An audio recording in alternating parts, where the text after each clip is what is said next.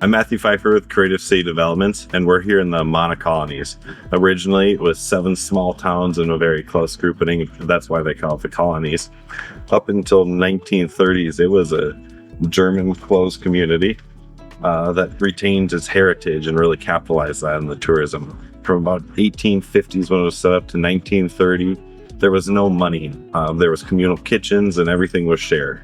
But we're here near the woolens industry where it's been converted into a hotel. Today happens to be their Oktoberfest celebration, or the start of it anyway, where there'll be a golden keg untapping where they tour it through the town.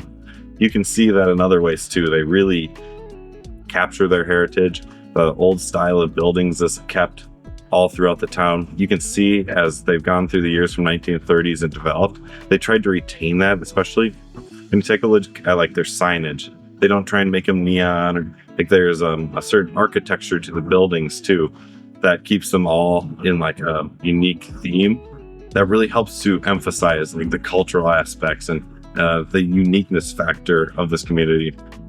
You can also see that the Amana Colonies is extremely tourist friendly. There's public bathrooms everywhere. Everywhere is walking friendly. Parking is incredibly easy to find and cheap. And you can just tell when you start to stack all these things together, especially like the heavy decoration around the storefronts, and the restaurants are on theme with the German heritage, and everything kind of plays together to make this a better and better tourist community. So for about 1,400 permanent residents, they draw on $20 million in annual tourism revenue, mostly capitalized around this theme, but it's still a stunning area in Iowa.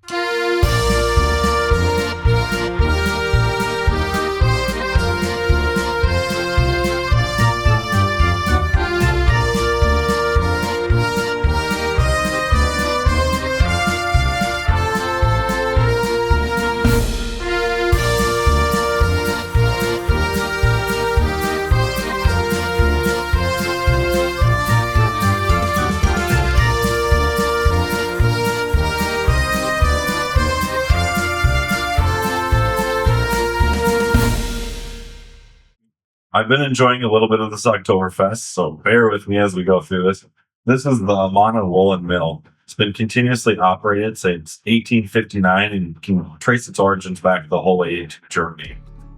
It was really critical for the Amana Colonies because this is one of the businesses that overproduced on the needs. You know, people in the colonies could come and get what they needed from it, but it also sold outside of the community, bringing in much needed revenue. It gained pretty significant reputation as being like one of the highest quality wool mills in the area and in the US. You can really see in our products that I think it's called the herringbone pattern.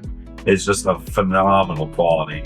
I got one of the blankets. It was $160 for the all wool blanket, and it was only one of 60 produced. So it doesn't produce all that much textile, but what it does produce is of the finest quality. So I highly suggest checking out the Woolen Mill while you're here, especially the goods in town. My name is Pette Dietrich. I've worked for the Amana Woolen Mill for over 35 years. Wonderful thing about Amana and about the Amana Woolen Mill is the history. We have a story to tell. We make our product right here. We're very proud of what we make. We're very proud of the history and the high quality products that we make here. We like sharing our story with our tourists, with the people who come here, our guests. It's important to us, and we're proud of what we do. We're proud of our product, and we love sharing it. We love sharing it. They're here to have a good time, especially Oktoberfest. Oktoberfest is a festival, and so they're here to have a good time. You know, it's more than just beer and brats. Here, you're going to hit the history and have a good time on time. That sounds like a good time starting.